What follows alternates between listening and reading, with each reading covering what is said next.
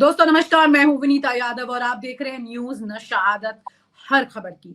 और खबर यह है कि जिस तरह से हमारे देश के पूर्व सीजेआई जब उनकी फेयरवेल पार्टी थी और जो वो भाषण दे रहे थे जिसमें उन्होंने ट्रोलर्स की भी बात की कि अब ये बेरोजगार हो जाएंगे और काफी बातें वो बोल कर गए। इससे पहले और कितने सीजेआई हैं जिनकी बात इस तरह से वायरल हुई हो या चर्चा में आई हो।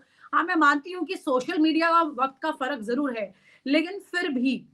और ये दूसरा ट्रेंड एक और देखने को मिल रहा है कि किस तरह से मुख्य चुनाव आयुक्त ने जो प्रेस कॉन्फ्रेंस अपनी कल की और उस वक्त उन्होंने जो बातें कही, जिसमें सबसे इंपॉर्टेंट बात होती है कि कब कितने चरण में और कितने फेयर इलेक्शन आप करने जा रहे हैं, लेकिन उससे ज्यादा बातचीत अक्सर जैसा होता है वो शायरी करते हुए करते रहे। कल भी उनकी शायरी का फ्लो टूटा नहीं, हर बात का जवाब शायरी से दे रहे थे। वहीं दूसरी तरफ वो अपने काम की जो भी उन्होंने काम किया, क्योंकि उनकी आखिरी प्रेस कॉन्फ्रेंस थी, ऐसा करके शायरी करते हुए उन्होंने शुरू किया था। इसी के साथ उन्होंने बहुत कुछ बोला, हम फेयर काम करते हैं, बहुत सफाई दी। उस प्रेस कॉन्फ्रेंस को देखते मेरे जहन में तो यही आ रहा था कि भाई ये इतनी सफाई क्यों दे रहे हैं, काम तो खुद बोल देता है। हमारे साथ इस वक्त वरिष्ठ पत्रकार शीतल पी सिंह जी जुड़ रहे हैं। सर के साथ इस बात को समझेंगे कि आखिरकार सर इतना बोलने की क्या जरूरत पड़ गई। मतलब मुझे समझ में नहीं आ रहा है कि इतने बड़े बड़े कद और पद के व्यक्ति जाने से पहले एक इतना लंबा चौड़ा संदेश दे रहे हैं और लोगों को समझा रहे हैं कि हमने सही काम किया। ये कैसे तय होता था सर? पहले भी क्या इस तरह से इतने बड़े कद और पद के व्यक्ति ये सब बोलते हुए इतनी कहानी सुना के जनता को जाते थे? देखिए, मोदी जी के दौर में वैसे तो बहुत से लोग पहले भी ऐसा करते रहे हैं, लेकिन इस दौर में संगठित तौर पर सभी लोग एक जैसा करने लगे हैं। वो ये है कि वन वे ट्रैफिक है। वो जब काम पे रहते हैं किसी की नहीं सुनते। आप देखते हैं कि एडीआर और अन्य दूसरी संस्थाएं सब उनसे टाइम मांगती रहती हैं। पार्टियां जो विपक्ष की हैं वो टाइम मांगती रहती हैं। बहुत रेयर सिर्फ कांग्रेस वगैरह को कभी मौका दे देते हैं। कभी आम आदमी पार्टी दिल्ली में चुनाव है तो बहुत दिन से प्रेशर बनाएगी तो एक आध दिन मौका दे देंगे। बाकी वो किसी को बातचीत करने का मौका नहीं देते। सिर्फ एक प्रेस कॉन्फ्रेंस करते हैं जब कभी चुनाव की घोषणा करनी होती है और उस समय वो अपनी एक तरफा सफाइयां देते हैं। अब ये बिना संवाद के एक पक्षीय जो मामला है, जैसे हमारे प्रधानमंत्री जी का भी है कि उनसे कोई इंटरव्यू उनका ले सकता है, न कोई उनके साथ प्रेस कॉन्फ्रेंस होगी, न कभी उनका कोई टूर वगैरह पे प्रेस डेलीगेशन उनके साथ होगा। तो वो जो चाहेंगे वही कहेंगे। उनके मन की बात आपको सुननी है, आपके मन की बात उन तक जाए न जाए, वो सुने न सुने, सब उन्होंने अधिकार अपने में निहित कर लिया है। यही संस्थाएं कर रही हैं। अब यही चुनाव आयोग कर रहा है, यही सुप्रीम कोर्ट के रिटायर्ड जस्टिस कर रहे हैं या जब रहते हैं वहां तब करते हैं। तो सभी संस्थाओं ने एक तरफा एक लाइन ले ली कि हम अंतिम हैं और हम ही सत्य हैं और हम जो कहेंगे वो आपको सिर्फ सुनना है। आप क्या सुनाना चाहते हैं ये हमें नहीं सुनना, खत्म बात। ये जो परिस्थिति है, ये बड़ी अजीब सी परिस्थिति है। लोकतंत्र में ऐसी परिस्थिति नहीं होती। ऐसी परिस्थिति ऑटोक्रेटिक देशों में होती है, ऑटोक्रेटिक समाज में होती है। लेकिन अनफॉर्चुनेटली हमारे यहाँ यही सब चल रहा है और किसी की कोई जवाबदेही है नहीं। और जवाबदेही न होने की पूरी वजह है, आप किसी इंस्टीट्यूशन में जाइए, आपको कोई रिलीफ नहीं है, तो आप सरहद पे अपना सर फोड़ लीजिए। तो इस जगह पे इस लोकतंत्र को पहुंचा दिया गया है जिसके आगे एक दीवार खड़ी है, जिस दीवार में कभी कभी एक माइक लगा के एक कोई आदमी उधर से बोलता है और आपको सिर्फ सुनना होता है। और वरना वो हमेशा जो आपके सामने एक दीवार रहती है जिससे आप बोलते रहिए, कोई उसका मतलब नहीं। तो ये बेमतलब का लोकतंत्र जो बना दिया गया है, जिसमें संवादहीनता है पूरी तरह से, ये एक कमाल की परिस्थिति है। और इसको मतलब इसकी तारीफ भी करते हैं लोग कि हमने सब ठीक ही किया है। उन्हीं को सर ये बोलना है दोनों उनकी ओर पद से। लेकिन सर लेकिन ये दोनों पद वो हैं जिनकी सोशल मीडिया पर भरकर आलोचना हुई है। इनके जी काम काज को लेकर के, इनकी ट्रांसपेरेंसी को लेके, जो कि यही दोनों पद ऐसे सबसे ज्यादा बड़े देश के जी जो कि इस पूरे देश की व्यवस्था को बनाते हैं, जी जी मतलब मोर देन एनी नेता एंड एवरीबॉडी। ऐसी जी परिस्थिति में यही दोनों सबसे ज्यादा आलोचना के शिकार भी हुए हैं। और जी ऐसी परिस्थिति में इनका ये पूरा एक माफीनामा टाइप का भाषण, ये मतलब मैं एक आम आदमी की तरह देखूं तो मुझे ऐसा लगता है जैसे कि वो किसी गिल्ट में हैं और उसकी सफाई देते हुए चले गए हैं। जी लेकिन ये परिस्थिति का आभास तो उनको है कि उन्होंने कितनी सीरियस पोजीशन पर लोगों को वो जवाब नहीं दे पाए कि ये ट्रांसपेरेंट हुआ सब कुछ, क्योंकि लोग नहीं मानते हैं और दोनों ही ट्रोलिंग को लेकर के चिंतित भी रहते हैं। तो हम्म। ऐसी परिस्थिति में ये अपने आप में कितना जनताजनक है, इस तरह से इतने बड़े पद के चेहरे जो है उनको इतना सोशल मीडिया पर जैसे नुक्कड़ पर एक ट्रोलिंग हो जाती है, लोगों की बहुत ट्रोलिंग हुई है इस स्तर जी पर आ जाना, क्योंकि कद की गरिमा होती है तो वो भी खत्म सी हुई है सर। इसमें इस पर आपका क्या कहना है? नहीं, खत्म ही है अब। जो बहुत सारे डिबेट्स में जो बहुत सारी संस्थाओं के ऐसे लोग जो बहुत आशावान थे इसके पहले तक, और एडीआर के जैसे चीफ हैं, वो मिस्टर उनका नाम मैं भूल रहा हूँ, खोखर साहब या अन्य लोग, इन लोगों से जब बातचीत होती है किसी संवाद में, तो हमने पाया है कि अब ये सब निराशा से भर गए, क्योंकि अब इनको इन संस्थानों से कोई आशा नहीं बची। कोई चीज किसी नतीजे पे पहुंचती ही नहीं, हर चीज बेनतीजा है, हर चीज फंसी हुई है, हर चीज अस्पष्ट है, कोई उत्तरदायी नहीं है, कोई जवाबदेही नहीं है, सब दीवार एक खड़ी कर दी गई। ये जो परिस्थिति है, ये लोकतंत्र में निश्चित तौर पर निराशा के अलावा और क्या पैदा कर सकती है।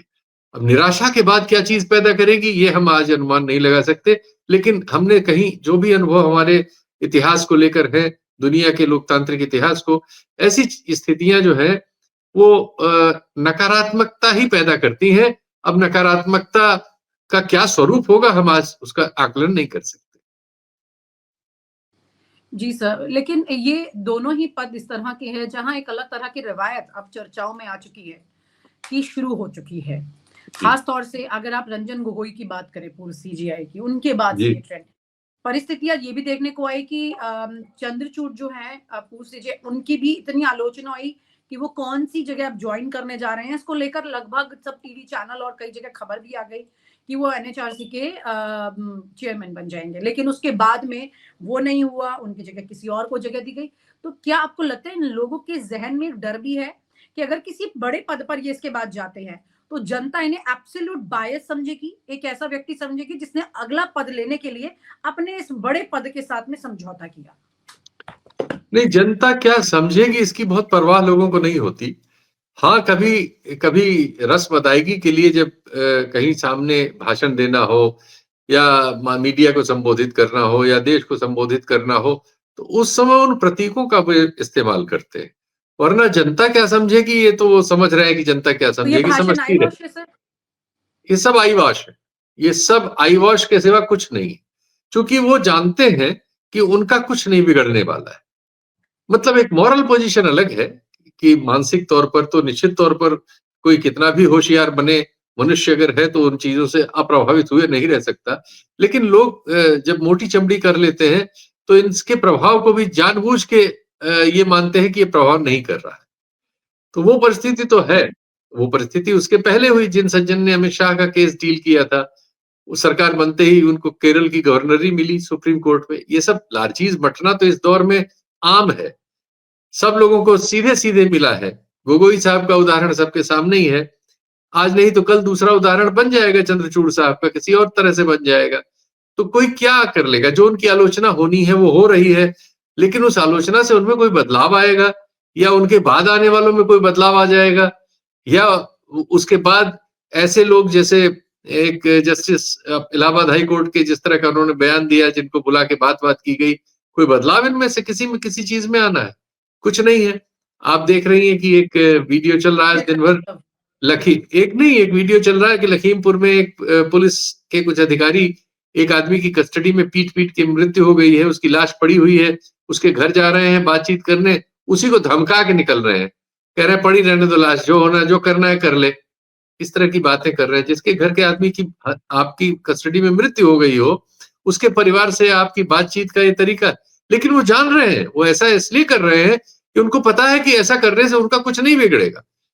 तो जो ये परिस्थिति आ गई है हमारे इधर लोकतांत्रिक छत्तीसगढ़ समाज में भी में, एक पत्रकार की जो हत्या हुई, इतनी निर्मम जी, हत्या। वहाँ जो पत्रकार की हत्या हुई, तो जो वहाँ एसपी साहब थे, उनको कहा जा रहा है कि उस ठेकेदार के पार्टनर रहे हैं बिज़नेस में, वो 4 दिन तक सबको रोकते रहे कि उस सिमेट्री को ना खोदा जाए, जिसको सब पत्रकार और अन्य लोग कह रहे थे कि साहब इसको इसकी जाँच कर ली जाए, इसके भीतर कुछ हो सकता है। आखिर में उसी के भीतर लाश निकली। तो जी, इस लेकिन उन्होंने एसपी साहब का कुछ नहीं बिगड़ा, वो वही हैं। प्रेस के पूरे कुनबे ने गृह मंत्री से, मुख्यमंत्री से, सबसे शिकायत नामजद की, सारे तथ्य बताए, सब बताया, मीडिया में 10 जगह आया, किसी का कुछ नहीं बिगड़ा। ये जो परिस्थिति है किसी का कुछ न बिगड़ने की, ये जो परिस्थिति हमारे यहाँ पैदा हो गई है, अब ये दीवार की तरह है, जी जो सर। लाइलाज है और जो पता नहीं एक कहाँ ले जाएगी। एक वरिष्ठ पत्रकार से हमारी बात हो रही थी एक दिन पहले मुकेश चंद्राकर को लेकर के, और मैंने कहा कि इतनी बुरी तरह से ये हुआ, और यहाँ से जो प्रेस क्लब हैं और जो हमारी संस्थाएं हैं पत्रकारों की, उन्हें कुछ करना चाहिए। तो एक ने कहा वो तो कांग्रेस का पत्रकार था। मैंने कहा कांग्रेस का पत्रकार था कोई, ये आप जो भी है, मतलब आप उसको मारेंगे इतनी बुरी तरह से, आवाज नहीं उठाने देंगे उसको। तो मतलब ये एक अजीब सी स्थिति हो गई है। ये बायसनेस वाला माइंडसेट जो लोगों का बन गया है सर, कि वो ये था तो उसके साथ कुछ भी हो सकता है। उसके घर में आग लगा दो, उसके घर पे बुलडोजर चला दो, उसकी निर्मम हत्या कर दो, उसके लिवर के 4 टुकड़े कर दो। लेकिन ये कॉन्सेप्ट अब बड़ा सिक्योर करता है एक अपोजिशन साइड से, मतलब जो दूसरा व्यक्ति जो बोल रहा है उसको। तो इसमें इनकी क्या भूमिका रही है सर? ये दोनों इतने बड़े पद के व्यक्ति जिनकी चर्चा मैं आपसे कर रही हूँ, ये दोनों का भी तो कंट्रीब्यूशन ऐसी मानसिकता को बनाने में कहीं ना कहीं इनका भी तो योगदान रहा है नहीं, ना। अगर पूरा ये है, वही पूरा है, पूरा है, खुलेआम है। आपने ही अपने आदेश से पाया कि जो ये चंदा दिया जा रहा है वो चंदा नहीं है। उसमें फैक्ट्स आए आपके सामने कि ऐसी कंपनियां जो घाटे में चल रही हैं वो चंदा दे रही हैं मोटा मोटा, तो लेकिन आप इसकी जांच नहीं करने का आदेश देते। तो कमाल है भाई। जिस चीज की जांच दूसरे देश में जहां से सौदा हुआ है रफाल मामले में वहां चल रही है, वहां के मजिस्ट्रेट्स और अन्य संस्थाएं जांच कर रही हैं, भारत देश में उसमें आपके पास जा रहा है, आपको उसमें कोई गड़बड़ नहीं मिलता। दूसरे मामलों में जिसमें अडानी का मामला आया, अमेरिका में उनके विरुद्ध मामला दर्ज हो गया, जांच चल रही है, आपके यहाँ सेबी को आपने दे दिया। ये तो खुलेआम हो रहा है। इसके पहले अडानी साहब के पक्ष में एक जज साहब कांस्टेंट फैसले देते गए, 48,000 करोड़ के उनको फायदे कराए, रिटायर हो गए बाद में। अब कोई भी समझ सकता है कि उसका क्या मतलब। तो अब चीजें इतनी साफ और स्पष्ट है कि हर आदमी समझ सकता है लेकिन कुछ नहीं कर सकता। ये जो परिस्थिति उन्होंने पैदा कर दी है, लोकतंत्र में ये परिस्थिति नहीं होती, लेकिन ये परिस्थिति है। किसी भी जगह आप जाइए, आपको सिर्फ अपना टकराना है, नतीजा कुछ नहीं हासिल होना है। तो ये जो बेनतीजा रहने की परिस्थिति है, ये अब बाद में क्या नतीजा निकालेगी, हम लोग इसको क्या स्पेकुलेट करें। सर इतने बड़े पदों पर व्यक्ति जब होते हैं तो एक बड़ा विश्वास पैदा करते हैं जनता के अंदर, जो करोड़ों में एक साथ चला जाता है। अब आप कैसी परिस्थिति देख रहे हैं जिसमें करोड़ों जनता में अविश्वास जो चला गया है, इसकी भरपाई कब तक, मतलब कब तक ये चीजें कवर हो पाएंगी, और ये वापस से पटरी पर ये सिस्टम आ पाएगा? क्योंकि ये अपने आप में बहुत बड़ा मानसिक रूप की अराजकता चल रही है। सीएसडीएस के सर्वे में है ये तो। चुनाव दर चुनाव चुनाव आयोग पर विश्वास लगातार घट रहा है। अभी आधे से ज्यादा जनता का हो गया, 52-53% लोग, मतदाता लोग ये मानते हैं कि चुनाव आयोग निष्पक्ष नहीं है। उन्हें ईवीएम पर विश्वास नहीं है। हम कह रहे हैं हो सकता है उनका अविश्वास एकदम गलत कारणों से हो, लेकिन उसको क्लियर करना और उस परसेप्शन को तोड़ना, ये जिम्मेदारी तो आपकी है ना। आप इंस्टीट्यूशन है, आप इंस्टीट्यूशन को हेड कर रहे हैं। जो मुख्य चुनाव आयुक्त ने सफाई दी ईवीएम को लेकर के, क्या इससे क्लियर हो जाता है, ये विश्वास पक्का हो नहीं, जाता है? ये इसी तरह की सफाई वो अनवरत दे रहे हैं। मेरा यही कहना, क्या उससे आप कहीं किसी फोरम पे देख लीजिए, किसी को कोई फर्क पड़ा? लोगों में शंका और बढ़ी है उनके बयान के बाद। तभी तो आप ये सवाल पूछ रही हैं। उनके बयान के बाद कुछ क्लियर नहीं हुआ, जो अस्पष्ट था वो और अस्पष्ट हो गया, और ये और लगा कि इसका मतलब कुछ जानबूझ के गलत हो रहा है। भले ही ना हो रहा हो, लेकिन आप इस परसेप्शन को तोड़ते हुए नजर आइए। इस परसेप्शन को ढिठाई से बुलडोज करते हुए नजर क्यों आ रहे हैं? ये जो दौर बुलडोजर वाला आ गया है कि सवालों को बुलडोज करना, प्रतिरोध को बुलडोज करना और जवाबदेही को बुलडोज करना, और एक तरफ से माइक लगा लेना और बाकी लोगों को सिर्फ श्रोता में बदल देना, ये बहुत ही खतरनाक परिस्थिति है। बिल्कुल सर, इसमें समाज का एक बहुत बड़ा हिस्सा लगातार धराशायी हो रहा है, जो शायद दिख नहीं रहा, पर वो जो शब्द आपने बोला वो इतना बुलडोज हो चुका है कि वो पता नहीं वो इमारतें कब बन पाएंगे, क्योंकि इसकी नींव हिल चुकी है। इसके लिए सिर्फ एक चिंता ही है, और तमाम आपकी तरह वरिष्ठ लोग जो इस बात पर चिंता करते हुए अपने विचार व्यक्त कर रहे हैं, उम्मीद है कि ये बात उस एक थिंक टैंक तक पहुंचेगी जो इस देश को चला रहे हैं। कहीं तो ये एहसास होगा कि अटल जी की भी बातें उनको अपने करीब महसूस होकर के समझ में आएंगी। बहुत बहुत शुक्रिया sir, thank you so much for sharing your thoughts with us. Thank you sir. और आप हमसे जुड़े रहने के लिए सब्सक्राइब करें YouTube पर, फॉलो करें Twitter पर और लाइक करें Facebook पर। और ज्यादा जानकारी के लिए आपको टाइप करना होगा सिर्फ न्यूज़ नशा।